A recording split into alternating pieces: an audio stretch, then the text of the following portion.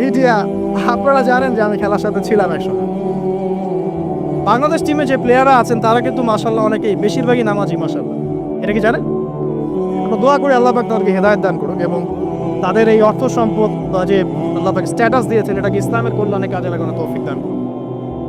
দেখেন, আফগানিস্তান শ্রীলঙ্কাকে হারিয়েছে এবং ডিফিটটা খুব ম্যাসিভ ডিফিট ছিল। এবং মিডিয়ার ভাইব দেখেন, মিডিয়া পারবে কি বাংলাদেশ আফগানিস্তানকে হারাতে? সাকিব কি এটা করতে পারবে? অমুক কি এটা পারবে? লিটন দাস তো আজকে ইনজুরিতে পড়েছে, কিভাবে ওপেনিং হবে? মানে মিডিয়া হারা দিচ্ছে বাংলাদেশকে আগে।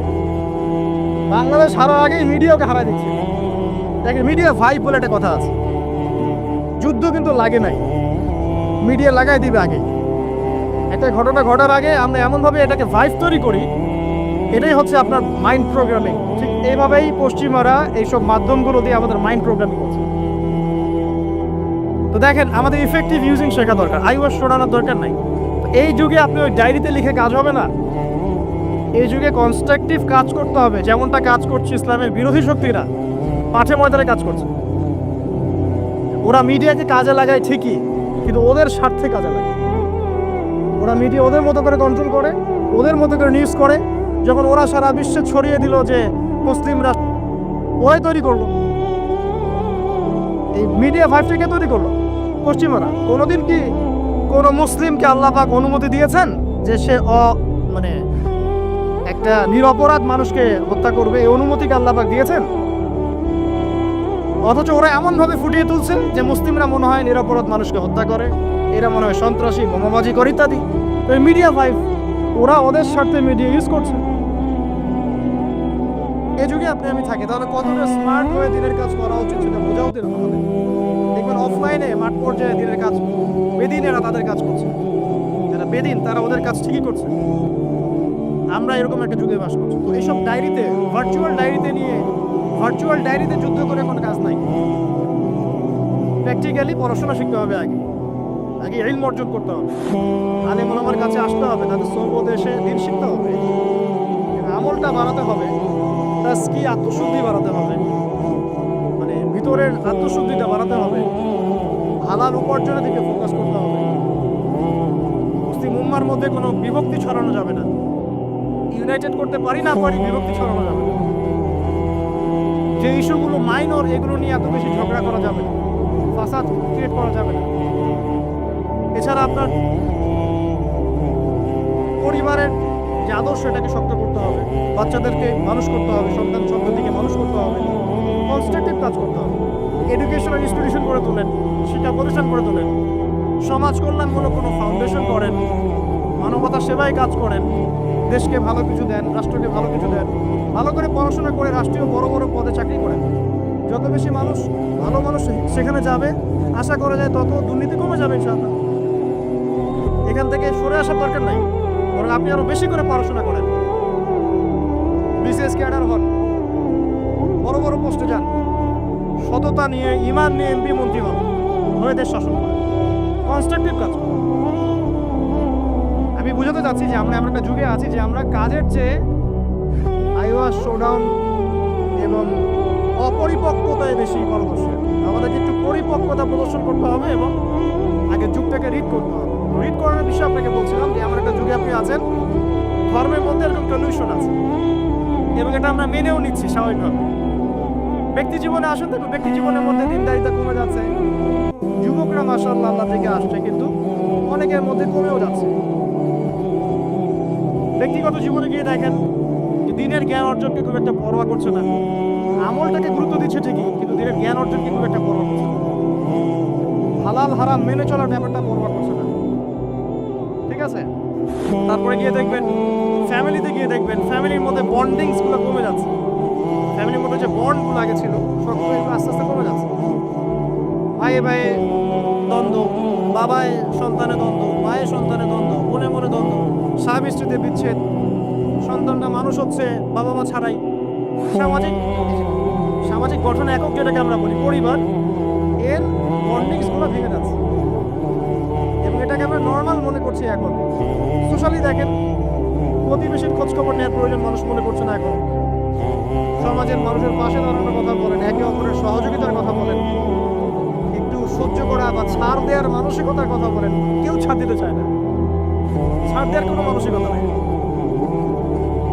কে কাকে ডিঙ্গিয়ে সামনে যাবে, কে কার ক্ষতি করে উপরে উঠবে, এগুলো আমাদের ট্রেন্ড হয়ে গেছে। ইকোনমিক লাইফে গিয়ে দেখেন হালাল হারামের কেউ পরোয়া করছে না, ঘুষ দুর্নীতি সুদ এগুলো নর্মাল। পলিটিক্যাল লাইফে গিয়ে দেখেন আল্লাহ পাকের জমিনে আল্লাহ পাক তাকে দায়িত্ব দিয়েছেন, সে আল্লাহর হুকুম আহকামের 5 পয়সা পরোয়া করে। আল্লাহ পাকের জমিনে আল্লাহ পাক তাকে দায়িত্ব দিয়েছেন, কিন্তু সে দেখবেন আল্লাহ পাকের বিধানের 5 পয়সা পরোয়া করছে, অথচ আল্লাহ পাকই তাকে দায়িত্ব দিয়েছে। বৈশ্বিক প্রেক্ষাপটে গিয়ে দেখেন খালি খালি অস্ত্র বিক্রির বাণিজ্য, কোন দেশে যুদ্ধ লাগিয়ে দেওয়া যাবে, আর কোন মুসলিম দেশগুলোকে ডমিনেট করা যাবে, আর কোথায় মানুষকে সুদের ঋণে জালে ফেলা যাবে, কোথায় ভাইরাস ছড়িয়ে দেওয়া যাবে, এইসব চলছে। ওয়ার্ল্ডটাকে আমরা আর আগের অবস্থায় রাখতে চাচ্ছি না। আমরা চাচ্ছি যে ওয়ার্ল্ডের বেশিরভাগ মানুষ ধ্বংস হয়ে যাক, একটা সভ্যতা টিকে থাকে। আপনি আগে চারপাশ চিনতে শেখেন, পরিবার দেখেন, আপনার ব্যক্তি জীবনটা দেখেন, ধর্ম দেখেন, অর্থনীতি রাজনীতি দেখেন, কোন চোখ দিয়ে দেখবেন? কোরআন এবং হাদিসের চোখ দিয়ে দেখেন। তারপরে দেখবেন আসলে কোনো কিছুই ঠিক চলছে না, তাহলে আপনার কাছে মনে হবে সব ঠিক চলছে। কোরআন সুন্নাহর চোখ দিয়ে দেখেন, আসলে কোনো কিছুই পারফেক্ট চলছে না। এখন ক্ষুদ্র পরিসরে আপনার আমার করণীয় বাকি আছে। কি করতে পারে? প্রথম কথা হচ্ছে আমাদেরকে আগে তওবা করতে হবে আল্লাহর কাছে। আমরা প্রত্যেকে যখন আল্লাহর কাছে খালেসভাবে তওবা করব যে আল্লাহ পাক যে উদ্দেশ্যে পৃথিবীতে পাঠিয়েছিলেন সেই উদ্দেশ্য কতটুকু করতে পারছি আমরা জানি না, আল্লাহ আপনি আমাদেরকে মাফ করে দেন এবং এই সমকালীন ফিতনাময় পরিবেশ থেকে আমাদেরকে বাঁচান। আগে তওবা করতে হবে। আমরা এতটা পাপে ডুবে গেছি এখন, আমাদের দোয়া কিন্তু মনে হয় না কবুল হচ্ছে। হ্যাঁ, আমরা কি কম দোয়া করি? আমরা কিন্তু প্রচুর দোয়া করি। ওয়াজ মাহফিলের শেষে করি, ফরজ নামাজের পরে করি, দোকান উদ্বোধন করতে গেলে করি, কোনো সময় মাশাআল্লাহ দেখা যায় স্ট্যাচু উদ্বোধন করতে গিয়েও দোয়া করি। আমরা দোয়া করতে থাকি, কিন্তু দোয়া কতটুকু কবুল হয় আল্লাহ ভালো জানে। তারপর কি করতে পারি? আগে আমাদের ওই যে বললাম একটা কনস্ট্রাকটিভ লক্ষ্য থাকতে হবে যে আমরা কি চাচ্ছি। আসলে আমরা কি চাচ্ছি ভাই? দুনিয়াতে এসেছি, যে কয়দিন হায়াত আছে আল্লাহ পাকের হুকুম আহকাম পালন করব, মৃত্যুবরণ করব, জান্নাতে যেতে চাই। এই তো এই চাওয়াটা হচ্ছে এভারেজ মুসলিমদের চাওয়া। এভারেজ মুসলিম মানে নর্মাল যারা মুসলিম তারা সবাই এভাবেই চায়। এর বাইরে গিয়েও কিছু চাওয়া শিখতে হবে। আমি একাই শুধু জান্নাতে গিয়ে বাঁচতে চাই না, বরং আমার পরিবার সমাজটাকে নিয়ে বাঁচতে চাই। এটা এক্সট্রাঅর্ডিনারি মুসলিমদের কাজ। এভারেজ মুসলিম তারা শুধু নিজেকে নিয়েই ব্যস্ত থাকে, আর যারা এক্সট্রাঅর্ডিনারি মুসলিম তারা সবাইকে নিয়ে চিন্তা করে। এবং যাদের হাত দিয়ে সমাজ বিপ্লব ঘটেছে বা উম্মাহ ভালো কিছু পেয়েছে, তারা কখনো নিজের স্বার্থ নিয়ে করে থাকে না। তো আমাদেরকে এভারেজ মুসলিম হলে চলবে না, একটু এক্সট্রাঅর্ডিনারি কিছু চিন্তা করতে হবে, লক্ষ্যটা স্থির করতে হবে আগে। 1 নাম্বার তওবা, 2 নাম্বার লক্ষ্য স্থির করা, 3 নাম্বার নিজের জীবনের মূল্য বোঝা। আল্লাহ পাক যে আমাদেরকে 60, 70, 100 বছর হায়াত দিয়েছেন, এর মূল্যটা তো বুঝতে হবে। আমরা যারা সবাই, এভরিবডি, আমরা কেউ বাদ না, আমরা যারা অনলাইন সেকশনে দিনের বেশিরভাগ সময় নষ্ট করছি, আমরা কি আদৌ হায়াতের মূল্য বুঝতে পারছি? আমরা যারা চায়ের দোকানে বসে আড্ডা পিটাচ্ছি, বন্ধুদের সাথে গল্প করছি, হয়তো গেমস এন্ড স্পোর্টস এবং ইউটিউবিং, ফেসবুকিং বলেন, টিকটকে আমরা সময় নষ্ট করছি, আমরা কি আদৌ আমাদের হায়াতের মূল্য বুঝতে শিখেছি?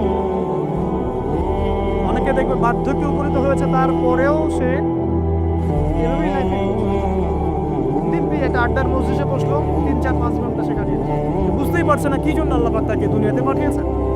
আমাদেরকে আগে বুঝতে হবে যে আমাদের হায়াতের মূল্য কি। একটা দিন চলে যাচ্ছে, আর পাবো না। আজকের এই যে সেশন করতে পারছি, এটা আর কখনো ফিরে আসবে না। যদি এখান থেকে উপকৃত হতে পারি আলহামদুলিল্লাহ, না পারলে এই সুযোগটা আল্লাহ পাক আর দিচ্ছেন না। এই দিন চলে গেল, সূর্য ডুবে গেছে, ওভার টাইম শেষ।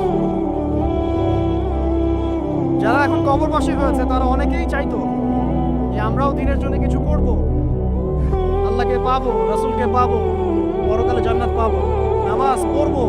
ওই সুযোগটা তারা পায় নাই। আর এখনকার যুব সমাজদেরকে পরকালীন চেতনায় উদ্বুদ্ধ করাটাই মূল চ্যালেঞ্জ।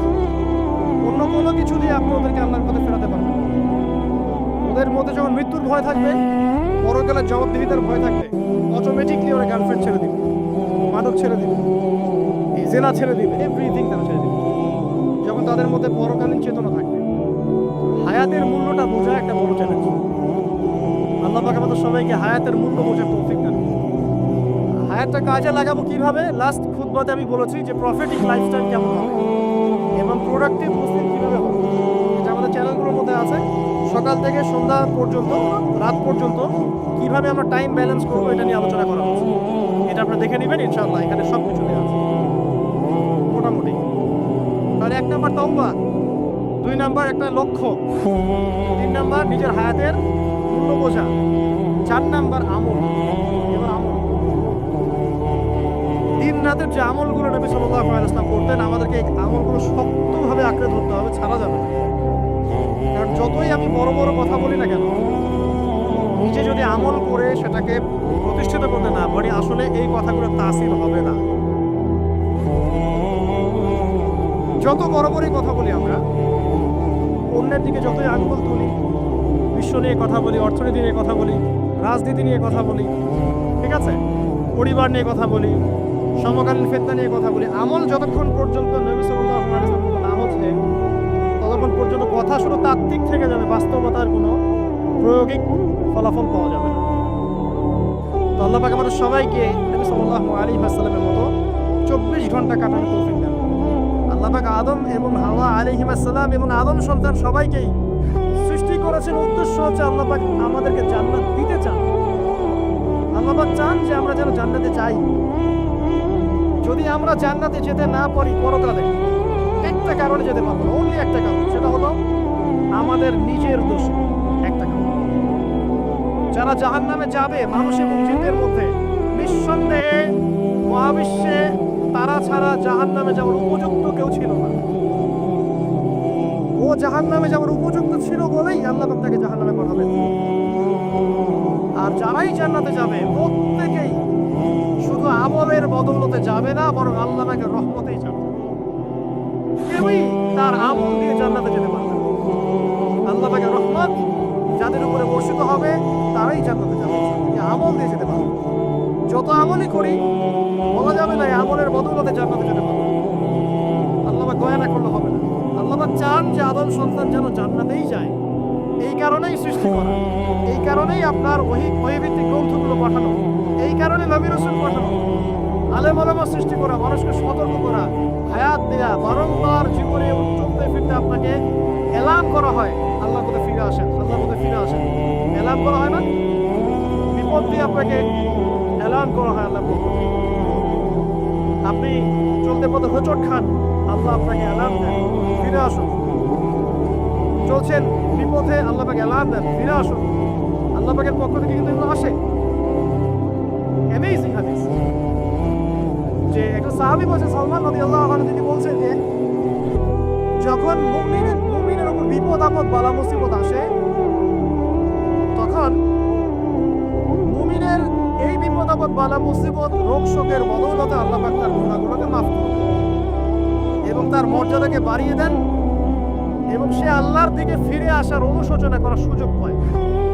আর যখন কাফের মুশরিক বা ফাসিক মানুষকে এইসব রোগ ব্যাধি বিপদ আপদ বালা মুসিবত ঘিরে ধরে, তার দৃষ্টান্ত সেই উটের ন্যায় যে উটটাকে তার মালিক বেঁধে রেখেছে, এরপর ছেড়ে দিয়েছে।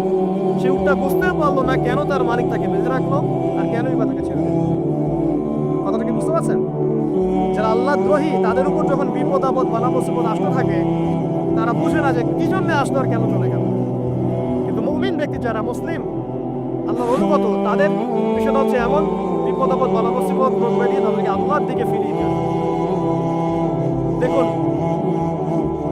এই যে পৃথিবীতে নামিয়ে দেয়া, এরপর আল্লাহর পক্ষ থেকে ঐশী গ্রন্থগুলো পাঠানো, নবী রাসূল পাঠানো, আলেম ওলামা পাঠানো, আপনাকে হায়াত দেয়া, আপনাকে রিজিক দেয়া, শ্বাস নেওয়ার ক্ষমতা দেয়া, আপনাকে জ্ঞান বুদ্ধি দেয়া, বিবেক দেয়া, 3 বেলার খাবার, পোশাক, স্ত্রী সন্তান, কি দেয়নি আমরা?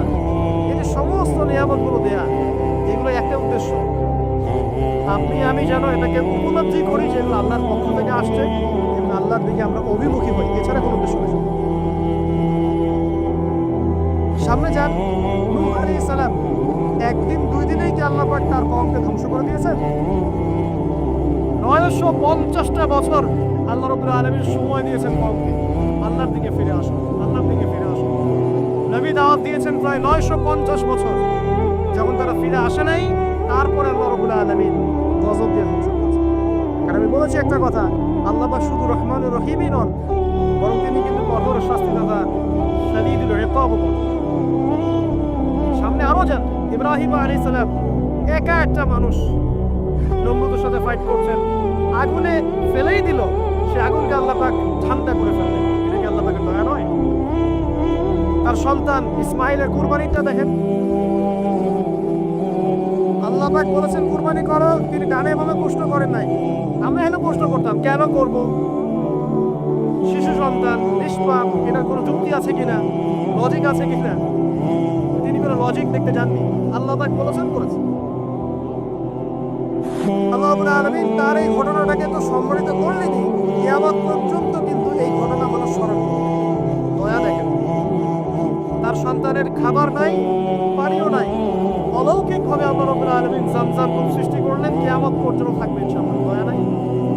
এটা এই কূপটা দেখলেই তো মুসলিম হওয়া যায়, এই জামজাম কূপটা দেখলেই তো মুসলিম হয়ে যাওয়া উচিত মানুষের। কোথেকে আসলো এই কূপ, এই পানির এত বৈশিষ্ট্য কেন, কখনো শেষ হচ্ছে না কেন, এটা নিয়ে ভাবলেই তো মুসলিম হওয়া যায়। হবে না, কারণ কি আদা অবস্থা উদ্ধত হয়েছে, অহংকার প্রদর্শন হয়েছে। অহংকার মানে এই নয় যে আপনি সুন্দর জামা পরছেন, আপনি সুন্দর কাপড় পরছেন, আপনি ভালো একটা বাড়ি করেছেন, এটা অহংকারের পরিচয় নয়। বরং অহংকারের পরিচয় হচ্ছে সত্য জিনিস যেটা স্পষ্ট এটাকে অস্বীকার করা, আর অন্য মানুষকে ছোট করা, তুচ্ছ তাচ্ছিল্য করা, এই হলো অহংকারের পরিচয়। ইউনূস নবীর কথা মনে আছে আপনাদের? ওই যে মাছের পেটের মধ্যে 3 দিন 3 রাত ঘুরছে আর ঘুরছে, একজন নবী হয়ে তাকে এই অবস্থা ফেস করতে হচ্ছে। এক পর্যায়ে তিনি বুঝতে পারছেন যে আমার কিছু একটা তো ভুল হয়েছে। আল্লাহর কাছে হাত তুলে দোয়া করলেন, লা ইলাহা ইল্লা আনতা সুবহানাকা ইন্নী কুনতু মিনাজ জালিমিন।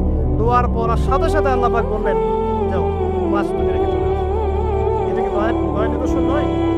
শুধু তাই নয়, তাকে যখন দ্বীপে নামিয়ে দেওয়া হয় তিনি অসুস্থ ছিলেন। আল্লাহ পাক সূরা সাফফাতের মধ্যে বলেছেন যে আমি তার পাশে লাউ গাছ উৎপন্ন করলাম। কোন গাছ? খেতে পারেন, এর শাক এবং এই যে ফল, এটার মধ্যে নিঃসন্দেহে এমন এমন কিছু উপাদান আছে যেটা হয়তো আমরা জানিও না, আবিষ্কার করা হয়নি। তিনি সুস্থ হয়ে গেলেন আলহামদুলিল্লাহ। কোথায় যাবেন? যে কোনো জায়গায় যাবেন। নবী ঈসা আলাইহিস সালামকে চতুর্দিক থেকে আক্রমণ করছে, আল্লাহ রাব্বুল আলামিন তাকে এমন হেফাজত করলেন, তার কাছে তাকে উঠিয়ে নিলেন। এটা কি দয়ার পরিচয় নয়? এই যে একটু আগে তেলাওয়াত করলো শুরুর আগে নবী মুসা আলাইহিস সালামের ঘটনা, তারপর একটা অবাধ্যতা করেই গেছে। আল্লাহ পাক তারপরেও তাদের কাছে নবী পাঠিয়েছেন, নবী মুসাকে পাঠিয়েছেন, ফেরাউনের মতো জালেম শাসকের হাত থেকে উদ্ধার করেছেন। এটা কি দয়ার পরিচয় নয়? নবী মুসা আলাইহিস সালাম গাছের নিচে বসে আছেন, খাবার নাই, বাসস্থান নাই, কিছু নাই, বরং তার গায়ে একটা অপবাদ দেওয়া হয়েছে যে তিনি নাকি একজন মানুষকে খুন করেছেন। অথচ তার ইন্টেনশন সেটা ছিল না। তিনি একটা ঘুষি দিয়েছেন লড়াই থামানোর জন্য, ওই এক ঘুষিতেই সেই ব্যক্তি ডেড। এবার তিনি গাছের নিচে বসে দোয়া করছেন, রব্বি ইন্নী লিমা আনজালতা ইলাইয়া মিন খায়রিন ফাকির। আল্লাহ, আমি নিঃস্ব অসহায় হয়ে এখানে বসে আছি, তুমি আমার উপর তোমার যে রহমত পাঠাবে আমি তার ভিখারি হয়ে বসে আছি। দোয়া করার সাথে সাথেই শুআয়ব আলাইহিস ইসলামের মেয়ে হেঁটে হেঁটে চলে আসেন। তিনি স্ত্রী পেলেন, তিনি শ্বশুর পেলেন, একজন নবী পরিবার পেলেন, বাসস্থান পেলেন, চাকরি পর্যন্ত পেলেন। 8 বছর তিনি রাখালি করেছেন শুআয়ব আলাইহিস ইসলামের ফার্মের মধ্যে। দয়া মুহূর্তেই চলে আসবে, শুধু আল্লাহ থেকে অভিমুখী হলেই হয়। এবার দয়া। আইয়ুব আলাইহিস সালামের কথা মনে আছে? দীর্ঘদিন রোগে ভুগছেন, চিকিৎসা হচ্ছে না, ভালো হচ্ছে না, শেফা হচ্ছে না। এখানে যারা আধ্যাত্মিকত্ব নিয়ে পড়াশোনা করেন, লেখালেখি করেন, তারা বলেছেন তাদের কিছু কিছু কিতাবের মধ্যে, রোগটা যখন এমন একটা পর্যায়ে চলে আসলো যে তিনি জিহ্বাটা নড়াতে পারছেন না, কারণ তিনি আল্লাহ পাকের জিকির করতে প্রচন্ড ভালোবাসতেন। এক পর্যায়ে রোগটা এমন একটা জায়গায় চলে আসলো যে জিহ্বাটা তিনি নড়াতে কষ্ট হচ্ছে। তখন গিয়ে তিনি বলছেন রব্বি আন্নী মাসানি আদ-দুররু ওয়া আনতা আরহামুর রাহিমিন, হে আল্লাহ আমাকে কষ্ট স্পর্শ করেছে, আর তুমি তো ক্ষমাকারী, রহমকারীদের মধ্যে সর্বশ্রেষ্ঠ রহমকারী। আমি জিকির করতে পর্যন্ত পারছি না, আল্লাহ আমার রোগটা শেফা করো। বলার সাথে সাথে আল্লাহ রাব্বুল আলামিন প্রস্রবণ ঝর্ণা তৈরি করলেন, এখানে গোসল করো, শেফা হয়ে গেল। এগুলি কি রহমতের পরিচয় নয়? এখানে এক্সপেরিয়েন্স স্কলার এমনও বলেছেন, আজকে আমরা যারা বাহ্যিক সৌন্দর্য নিয়ে বেশি গর্ব করি, আগে আত্মিক সৌন্দর্যের চাইতে বাহ্যিক সৌন্দর্য নিয়ে যারা বেশি গর্ব করি, যদি আল্লাহ পাক আমাদের পোশাকটাকে পরিবর্তন করে দেন, আত্মাটাকে দেহের পোশাক দেন আর দেহটাকে আত্মার পোশাক বানায় দেন, তাহলে দুর্গন্ধে কি আমাদের সামনে আসতে যাবে? কথাগুলো বুঝতে পারছেন? আইয়ুব আলাইহিস সালামের আত্মাটা ছিল পবিত্র, পরিশুদ্ধ, তার দেহের মধ্যে রোগ হয়েছে। আর এই পুরো বিশ্বের ম্যাক্সিমাম লোকের মানুষের রোগ এখন আত্মায়, দেহে নয়। আবার বলছি, হয়তো বুঝতে পারছেন, আইয়ুব আলাইহিস সালামের রোগটা হয়েছিল দেহে, বাইরে। তার আত্মা ছিল পবিত্র, পরিশুদ্ধ আত্মা। দেহের রোগের একটা পর্যায়ে যখন জিরোবাটায় ইফেক্ট হলো, তখন জিকির করতে তার কষ্ট হচ্ছে, তখন তিনি দোয়া করছেন, আল্লাহ আমার এই রোগটাকে শেফা করুন। আর এখনকার পুরো জেনারেশনে সভ্যতার রোগ হচ্ছে ভিতরে আত্মায়। দেহের রোগের চাইতে তার আত্মার রোগটা বেশি। এখন এই আত্মাটাকে যদি দেহ বানিয়ে দেওয়া হয় আর দেহটাকে আত্মার পোশাক পরিয়ে দেওয়া হয়, দুর্গন্ধে কেউ সামনে আসতে চাবে না। তাই আইয়ুব আলাইহিস সালামের সেই দোয়া এখন আমাদের বেশি করা উচিত। রব্বি আন্নী মাসানি আদ-দুররু ওয়া আনতা আরহামুর রাহিমিন, আল্লাহ আমাদের আত্মায় রোগ এসেছে, এটাকে তুমি শেফা দাও। দেহের রোগ বেশি ইম্পর্টেন্ট, আত্মার রোগটা বেশি ইম্পর্টেন্ট। এরকম নিদর্শন কোরআনের পাতায় ছড়িয়ে আছে। আসহাবুল কাহফ, ও সমাজ ওদেরকে মেনে নিচ্ছে না, গুহায় চলে গেলেন, ঘুম পাড়িয়ে দিলেন আল্লাহ পাক 309 বছর। কত বছর? 309 বছর একটা দোয়ার বদৌলতে। তারা বলেছেন রব্বানা আতিনা মিন লাদুনকা রাহমা ওয়া হাইয়্যি লানা মিন আমরিনা রাশাদা। আল্লাহ পাক শুধু ঘুম পাড়িয়ে রাখলেন না, তাদের মধ্য দিয়ে আল্লাহ পাক পুরো একটা সভ্যতাকে হেদায়েত করে দিলেন। যে সভ্যতা বিশ্বাস করতো না যে পরকাল বলে কিছু আছে, দাকিয়ানুস বাদশার সেই জুলুম থেকে আল্লাহ পাক এই 10 জন বা 9 জন যুবককে বাঁচালেন, ওদেরকে কিয়ামত পর্যন্ত কোরআনের পাতায় স্থান দিলেন, নিদর্শন বানালেন এবং তাদের মধ্য দিয়ে একটা পুরো সভ্যতাকে হেদায়েত দিলেন। যেখানে যাবেন এই নিদর্শন। আর কার কথা বলবো? যুলকারনাইন, মনে আছে? কোন সূরা আছে যুলকারনাইনের কথা? সূরা কাহফ। আল্লাহ পাক তাকে এমন রহমত করেছিলেন যে মাশরিক মাগরিব মানে পূর্ব পশ্চিম পর্যন্ত তাকে রাজত্ব দিয়ে দিয়েছে। আজকে তো আমরা এই সামান্য একটু ক্ষমতা পেলেই আমাদের কেউ চেনে না, গায়ে হাতি দেওয়া যায় না, ঠিক আছে? মানে তখন সে নিজেকে মনে করে যে সে এই পৃথিবীর সবকিছু, বাকি মানুষ আর মানুষ না। ক্ষণস্থায়ী সামান্য একটু ক্ষমতা দিয়ে দেখবেন আমাদের অবস্থা কেন। প্রত্যেকের ধর্মতাত্ত্বিক ক্ষেত্রেও যদি কাউকে আপনি ক্ষমতা ধর আলেম মনে করেন, দেখবেন অহংকারে বাঁচতেছেন। কারণ একটু পপুলারিটি হয়ে গেছে, দেখবেন অহংকারে বাঁচতেছেন। আইওয়াস শোডাউনের জামানা তো এটা, যে যত করে মানুষকে দেখাতে পারলে বাঁচে। কাজ হবে 5%, 95% হচ্ছে আইওয়াস।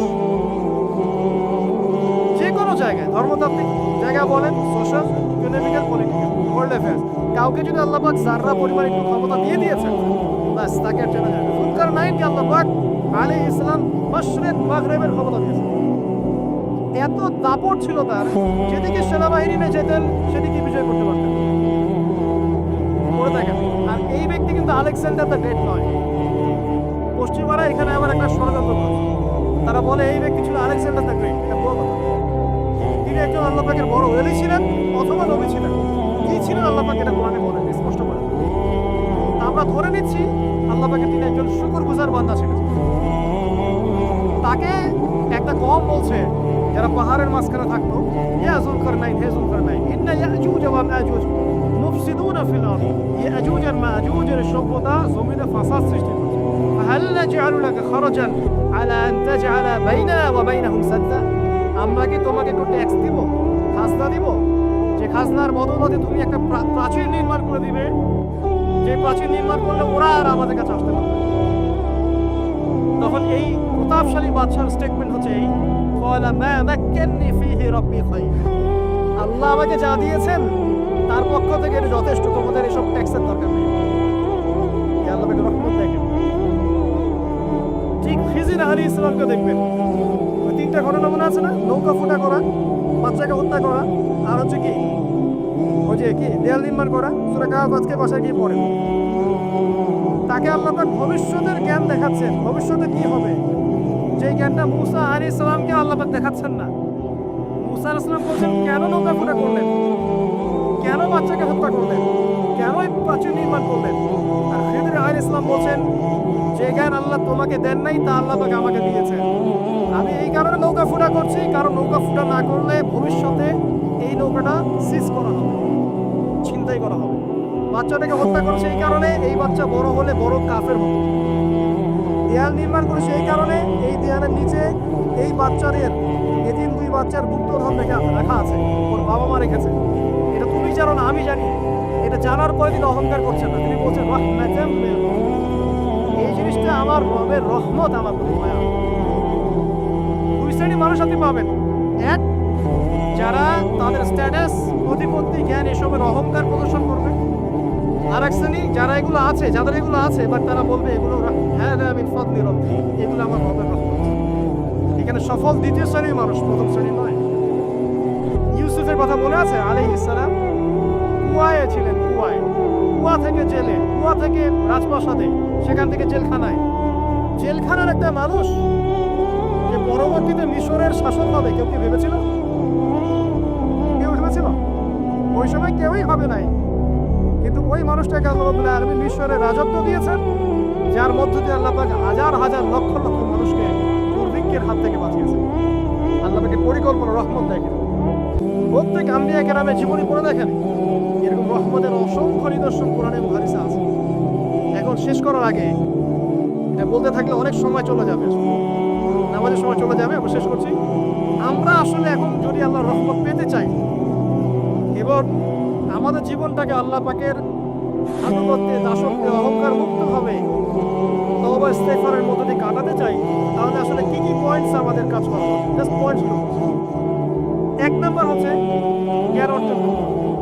যে জ্ঞান আল্লাহ পাক আদম আলাইহিস সালামকে শিখিয়েছেন, ওই জ্ঞান চর্চা যদি আমরা বাড়াই, ওহির জ্ঞানের চর্চা যদি আমরা বাড়িয়ে দিই, দেখবেন ইনশাআল্লাহ আল্লাহ পাক আপনার সম্মান, আপনার রিজিক, আপনার প্রতি করুণা, দয়া, মায়া, মহব্বত সব বাড়িয়ে দিয়েছে। এটা প্রথম পয়েন্ট। প্রিয় ভাইয়েরা, যারা আজকে লেকচার শুনছেন বা যারা পরবর্তীতে অনলাইনে শুনবেন, ওহির জ্ঞানের চর্চা। আমি বলছি না আপনি ডাক্তার হবেন না, ইঞ্জিনিয়ার হবেন না, জেনারেল লাইনে পড়বেন না, এই কথা আমি বলতে যাবো না। কখন আমি জানি, আর কেউ বলুক না বলুক, অ্যাটলিস্ট আমি জানি এই ওয়ার্ল্ডকে ডিল করতে হলে বর্তমান এইসব আধুনিক জ্ঞানের কোনো বিকল্প নেই। কিন্তু এই জ্ঞানটার সাথে কোরআন সুন্নাহর জ্ঞান থাকতেই হবে। যেমন এই দুইটা জ্ঞান একত্রিত হবে, ইনশাল্লাহ এই জাতিকে ঠেকানোর কেউ থাকবে না। এই সহজ সরল কথাটা আমরা বোঝাতে ব্যর্থ হচ্ছি, অথবা কিছু মানুষ ইন্টেনশনালি এটাকে ঘুরিয়ে ফিরিয়ে উল্টা ব্যাখ্যা করছে। আর হ্যাঁ, এটা স্বীকার করছি, কিছু মানুষ আছে, কিছু ব্যাকডেটেড থিঙ্কিংস আছে আমাদের মধ্যে, যে আমরা আধুনিক শিক্ষাটাকে অনেক সময় গুরুত্ব দিচ্ছি না। এটা ঠিক নয়। না, আমার পরিবেশ বজায় রেখে, ইসলামী পরিবেশ বজায় রেখে আধুনিক শিক্ষায় শিক্ষিত হতে কোনো সমস্যা আছে? আর আধুনিকের শিক্ষাগুলো অনইসলামিক শিক্ষা নয়। আপনি যে কোনো এডুকেশনের বেসে যান, ম্যাথামেটিক্সে যাবেন, অ্যালজেব্রায় যাবেন, আপনি কেমিস্ট্রিতে যাবেন, ফিজিক্সে যাবেন, বায়োকেমিস্ট্রি যাবেন, জ্যোতির্বিজ্ঞানে যাবেন, মেডিকেল সায়েন্স, প্রত্যেকটাতে দেখেন মুসলিমদেরকে খুঁজে পাবেন। প্রত্যেকটা গোড়াপত্তর কি আপনি দেখবেন মুসলিমদের হাতেই হয়েছে। আব্বাসীয় খেলাফত যখন ছিল, তখন এই বাগদাদ ছিল জ্ঞানের রাজধানী। ওইরকম লাইব্রেরি কি বিশ্বের কখনো হয়েছে? এখন আমরা মনে করছি জ্ঞানের লাইব্রেরি মনে হয়, জ্ঞানের রাজধানী মনে হয় ব্রিটেন, হার্ভার্ড, কেমব্রিজ, অক্সফোর্ড। এটা কবে এসেছে ইতিহাসে? ইতিহাসকে 100 বছরের, হাজার হাজার বছর চলে গেছে। হিস্ট্রি পড়েন। এখানে আমার কথা হচ্ছে একদম ক্লিয়ার অ্যান্ড নিট ক্লিয়ার যে আমাদেরকে উভয় দিকের জ্ঞানই অর্জন করতে হবে, বোধ কোরআন সুন্নাহ এবং আধুনিক জ্ঞান। এই দুটো জ্ঞান যখন আপনি একত্রিত করবেন, ইনশাআল্লাহ দেখবেন আল্লাহ চাইতো কোরআন এবং সুন্নাহকে হাতে নিয়ে এই বিশ্বের চ্যালেঞ্জগুলোকে ফেস করা যাবে। আল্লাহ পাক তৌফিক দান করেন। প্রথম যেটা বিষয়, আল্লাহ পাকের রহমত পেতে হলে আল্লাহর ওহীভিত্তিক জ্ঞানের চর্চা বাড়াতে হবে। এই জ্ঞানের চর্চা বাড়ালে ব্যক্তি, পরিবার, সমাজ, রাষ্ট্র সবাইকে আল্লাহ পাক সম্মানিত করবে ইনশাআল্লাহ। আল্লাহ আল্লাহ পাক রহম করবেন, ক্ষমা করবেন, ইনশাআল্লাহ দুনিয়াতেও সফল করবেন, পরকালও জান্নাত দেবে ইনশাআল্লাহ। আর আমরা তো দেখলাম আল্লাহ পাকে জান্নাত দেওয়ার জন্য একটা ঘটনা যথেষ্ট। একটা কুকুরকে বাড়ি পার করিয়েছে, একবার খালি বলেছে আল্লাহ তোমার ভয়ে কাজ করেছে, বাস। আবার জাহান্নামে যাওয়ার জন্য একটা ঘটনা এনাফ, খালি বলেছে যে আল্লাহ তোকে মাফ করবে না, বাস জাহান্নাম। আল্লাহ পাক জানেন এন্ড অফ দ্য ডে কে জান্নাতে যাবে, কে জাহান্নামে যাবে। অহংকারের কোনো সুযোগই নেই। এক মিনিট একটা কথা বলতে চাই যে এখন অনেক মুসলিমদের মধ্যে একটা ট্রেন্ড চলে আসছে, একটু ইসলাম প্র্যাকটিস করলেই অন্যকে আন্ডার এস্টিমেট করা শুরু করে না? এখন তো অনলাইনের যুগ, আর এখন তো কাজ করতে কোনো শ্রম লাগে না, খালি ঘরে বসে শুয়ে দুটো লাইন লিখলেই কাজ শেষ। ঘরে বসে শুয়ে ফেসবুকে দুটো লাইন লিখলেই কাজ শেষ। কনস্ট্রাকটিভ কাজের তো কোনো খোঁজ খবরই নাই। এগুলো সহজ, এই কারণে দেখা যায় বর্তমান যুগে সমালোচনা, বিপদ, আন্ডারস্টিমেট করা, এগুলো সংস্কৃতি বেড়ে গেছে। এগুলোর মধ্য দিয়ে আমরা দিন পালন করার পরেও ক্ষতির পথে আছি। এমন হতে পারে যে ব্যক্তি বা যে দল বা যে রাজনৈতিক দল বা যে ধর্মীয় দল যার বিরুদ্ধে আমি নিজের কলমগুলো ঘোরাচ্ছি, হতে পারে তার মধ্যে এমন মানুষ আছে যে আমার আগে জান্নাতে চলে যাবে, হতেই পারে। আর আমি যে নিজেকে এত বড় করে ফখর করছি, কে জানে এন্ড অফ দ্য ডে আমি জান্নাতে যাবো কি যাবো না, কোনো গ্যারান্টি আছে? কোনো গ্যারান্টি নেই।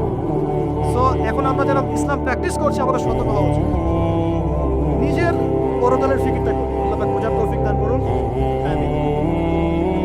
2 নাম্বার যেটা বলবো, যে রাসূলুল্লাহ সাল্লাল্লাহু আলাইহি ওয়াসাল্লামের রেখে যাওয়া যে আদর্শ এবং সুন্নত, এর চর্চা যারা বাড়িয়ে দিবে আল্লাহ পাক রহম করবেন। সূরা আলী ইমরানের 31 নম্বর আয়াত পড়ে দেখেন, আল্লাহ পাক নিজেই বলেন, কুল ইন কুনতুম তুহিব্বুনাল্লাহ ফাত্তাবিউনি। নবী বলে দিন, তোমরা যদি আল্লাহর রহমত আর ভালোবাসা পেতে চাও তাহলে আমাকে অনুসরণ করো। আমাকে যে বা যারাই নবী সাল্লাল্লাহু আলাইহি ওয়াসাল্লামকে অনুসরণ করবে